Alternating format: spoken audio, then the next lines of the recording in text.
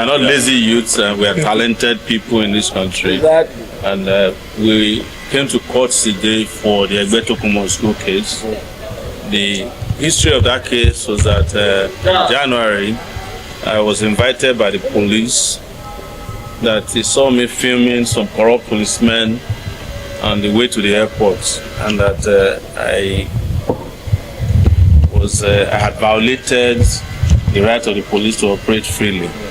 And when I got to the police office at the FID, it then turns out that it was more elaborate. They accused me of saying that the IG is illegal and asked me to defend it.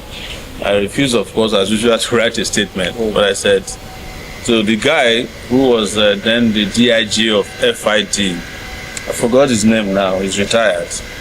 Okay, DIG FID. Yeah, at that time, yes. Galandashi. Yes, retired. Galandashi also was looking for 2 years extension.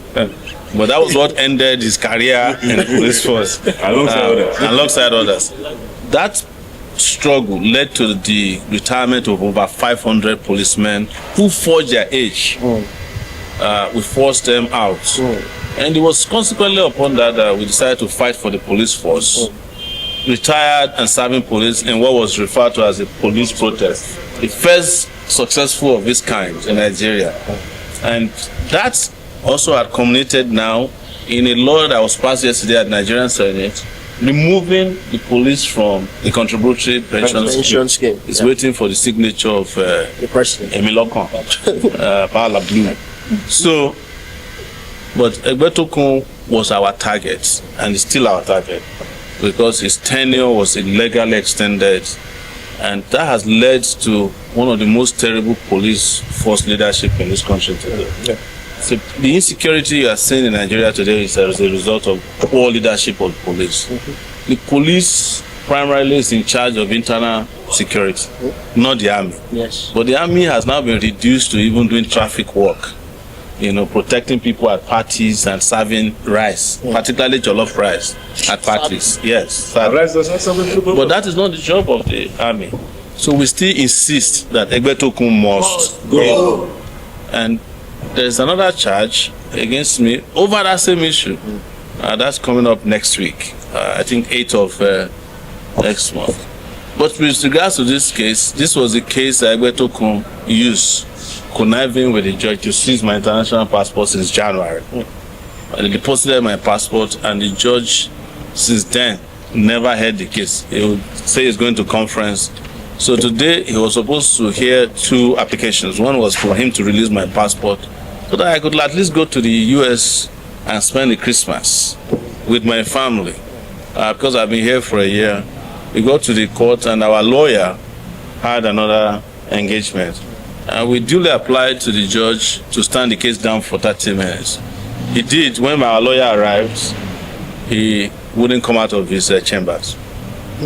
And when he was told that we're waiting, and was informed that we have lost confidence in him as the judge in charge handling the case, he threatened and sent a message through his registrar that if he comes out of his chambers to come and hear the case, and we tell him that he should recuse himself, he will revoke my bail. And we said, yes, we are ready for that. I'm willing to spend Christmas in prison. After all, I have friends in all the prisons across the country, including in Sokoto, where Nnamdi Kanu is being held unjustly. But as you know, he's the president of that prison. So I won't be surprised if he's the national president of all the prisons in the country, because they have bestowed that honor onto him as the president general of all the prisoners. He's the most important prisoner in this country today, as it is. So then when we sent the message back to the judge that we are willing to take whatever comes our way, he then sent another message that we should go and take a date, that he has a conference. So now this case will not be held until 26th of February. 25th. 20. We'll do everything we can at this point. It's very clear that this is no longer any kind of court proceeding. It is just a strategy to keep my passport confiscated with the between the judge and Egbetokun, who is the illegal IGP of police. So that is the information as of today. Yesterday, the same thing was tried by a senior advocate of Nigeria, who was huffing and puffing in court that I should be remanded in prison for insulting the president. So all the cases I have regarding this cybercrime has to do with insulting people who are not doing their jobs. And as I told the judge yesterday, we can never stop debating policy. Exactly. So, because these things affect our lives. As we are speaking to you today, there are nobody even know the real numbers of children who are in captivity in Niger State, abducted from a secondary school hostel. There are women, men, young, old people who are in captivity, either kidnapped by official kidnappers or bandits, which is another brand of terrorists, or the terrorists themselves. And the ones that are kidnapped even by security agencies who are holding them illegally under the guise of helping people to collect rent, or somebody insulted somebody. We have a lawmaker who uses the police in the east to send people to prison. We met some young people here yesterday who were sent to the police detention illegally for some time now by a lawmaker in the Bauchi state, a senator. What's that his name again? Shehu Boba. So this is the situation of Nigeria as we speak. Everybody is oppressing anybody. And we have stated continuously that we do everything we can to break the yoke of oppression in our lifetime and start marching our country towards liberation. When I was invited in January of 2025, if you look at my posting, I said we are on to a fantastic year. I had no idea that the year would be this great, even though I have suffered personal discomfort.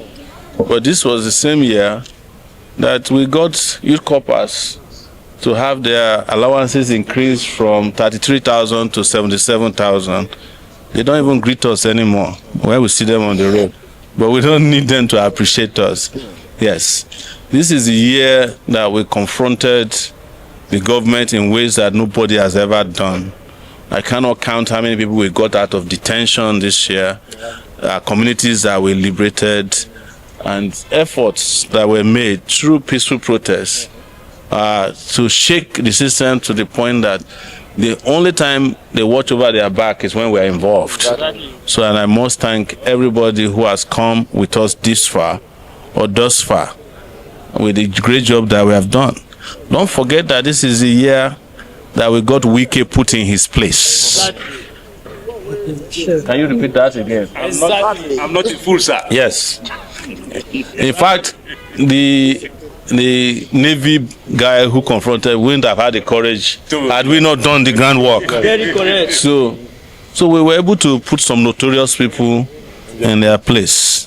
But the job, our goal is not to put them in their place, is to put them out of business. And we will do that in this country as soon as possible through our revolutionary activities. It cannot be encountered no matter how many lawsuits they bring our way.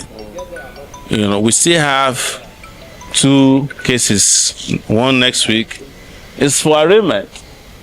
I'm sure they are working towards how to deny bail as well.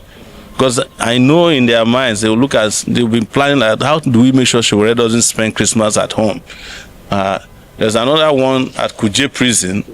The magistrate that was procured to send us to prison for protesting for Nnamdi Kanu.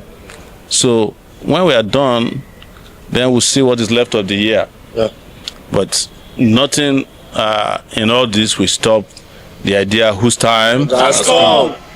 And the idea whose time has come is revolution now. A people united can never be defeated. A people united can never be defeated. A people united can never be defeated. Thank you so much.